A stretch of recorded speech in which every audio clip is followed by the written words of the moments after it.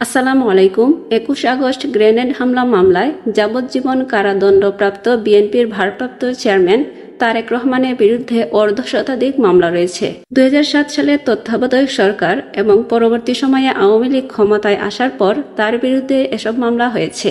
তারেক রহমানের বিরুদ্ধে হওয়া মামলাগুলোর মধ্যে ৬টির বিচার শেষে সাজা ঘোষণা করা হয়েছে, আর কিছু মামলা স্থগিত অবস্থায় রয়েছে। তবে লন্ডনে থাকা তারেক রহমান কোনো মামলাতেই সাজা ভোগ করেননি। আদালত তাকে পলাতক হিসেবে দেখিয়ে এসব রায় দিয়েছে। বিএনপিপন্থী আইনজীবীদের দাবি, রাজনৈতিকভাবে এসব মিথ্যা মামলায় তারেক রহমানকে ঝরানো হয়েছে। তারেক রহমানের বিরুদ্ধে ২০০৭ সালে তত্ত্বাবধায়ক সরকারের আমলে ৭০টি মামলা হয়েছে।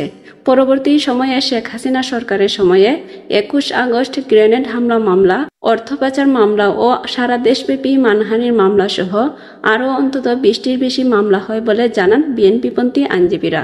তবে তারেক রহমানের বিরুদ্ধে প্রকৃত মামলার সংখ্যা কত তা জানেন না তারা। ২০০৪ সালের ২১ আগস্ট ঢাকায় বঙ্গবন্ধু এভিনিউতে আওয়ামী লীগের রাজনৈতিক সমাবেশ চলার সময় গ্রেনেড হামলা হয়। ওই হামলায় আওয়ামী লীগ সভানেত্রী শেখ হাসিনা এবং শীর্ষস্থানীয় কয়েকজন নেতা অল্পের জন্য বেঁচে গেলেও ২৪ জন নিহত হয়েছিলেন।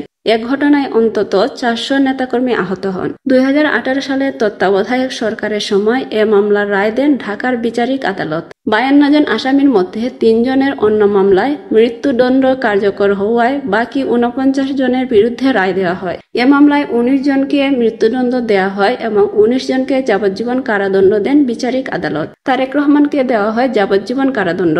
২০০৮ সালে তত্ত্বাবধায়ক সরকারের সময়ে জিয়া অরফানেজ ট্রাস্ট দুর্নীতি মামলা করে দুর্নীতি দমন কমিশন। এ মামলায় অভিযোগ ছিল, এতিমদের জন্য বিদেশ থেকে পাওয়া ২,১০,০০,০০০ টাকার বেশি অর্থ ট্রাস্টের কাজে ব্যবহার করা হয়নি, বরং সেই টাকা নিজেদের হিসাবে জমা রাখার মাধ্যমে আত্মসাৎ করা হয়।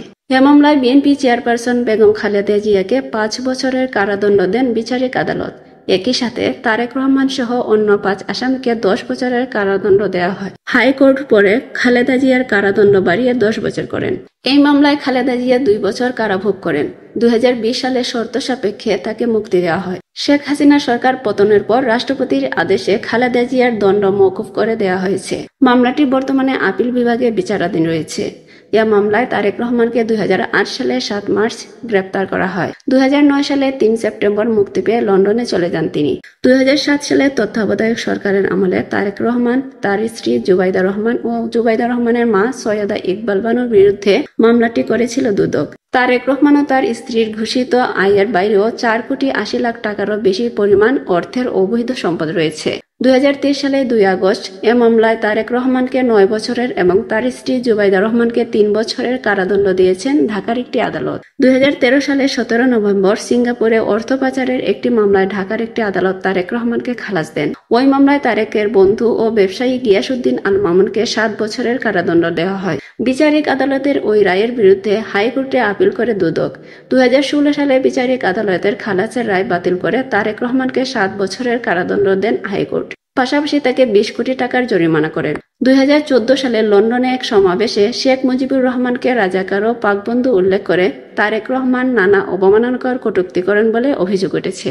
এসব অভিযোগ এনে সে সময় নড়াইলে তার বিরুদ্ধে মানহানির মামলা করেন বীর মুক্তিযোদ্ধা শাহজাহান বিশ্বাস। ওই মামলায় ২০২১ সালের ৪ ফেব্রুয়ারি তারেক রহমানকে ২ বছরের কারাদণ্ড দেন নড়াইলের আদালত। অন্যদিকে শুধুমাত্র ঢাকার আদালতেই মানহানির অভিযোগে তারেক রহমানের বিরুদ্ধে কমপক্ষে ১০টি মামলা বিচারাধীন রয়েছে। তাছাড়া একই অভিযোগে সে সময় তারেক রহমানের বিরুদ্ধে সারা দেশে অসংখ্য মামলা হয়। তারেক রহমানের বিরুদ্ধে রাষ্ট্রদ্রোহের মামলাও রয়েছে। ২০১৫ সালের ৮ জানুয়ারি তেজগাঁও থানায় করা রাষ্ট্রদ্রোহের একটি মামলায় তারেক রহমান ও ২১ টেলিভিশনের তৎকালীন চেয়ারম্যান আব্দুস সালামের বিরুদ্ধে যোগসাজশ করে মিথ্যা বিভ্রান্তিকর তথ্য প্রচার করে বাংলাদেশের স্বাধীনতা ও সার্বভৌমত্বের প্রতি হুমকির সৃষ্টি অভিযোগ আনা হয়। এ মামলায় তার বিরুদ্ধে গ্রেপ্তারি পরোয়ানাও রয়েছে। নোয়াখালীতেও রাষ্ট্রদ্রোহের অভিযোগে আরেকটি মামলা আছে তারেক রহমানের বিরুদ্ধে। ওই মামলাতেও তারেক রহমানের বিরুদ্ধে গ্রেপ্তারি পরোয়ানা রয়েছে। এছাড়া ঢাকা সহ বিভিন্ন জেলায় ডিজিটাল নিরাপত্তা আইনে মামলাও রয়েছে তারেক রহমানের বিরুদ্ধে। ২০২০ সালের ২ জানুয়ারি সাবেক প্রধানমন্ত্রী শেখ হাসিনাকে হত্যার হুমকির অভিযোগে তার বিরুদ্ধে ঢাকার সিএমএম আদালতে মামলা করেন জননেত্রী পরিষদের সভাপতি এবি সিদ্দিকী। তারেক রহমানের মামলার বিষয়ে বিএনপির আইন বিষয়ক সম্পাদক কায়সার কামাল বলেন, আইনের প্রতি শ্রদ্ধাশীল তারেক রহমান, তাই আইনি প্রক্রিয়াতেই মামলাগুলো মোকাবিলা করবেন।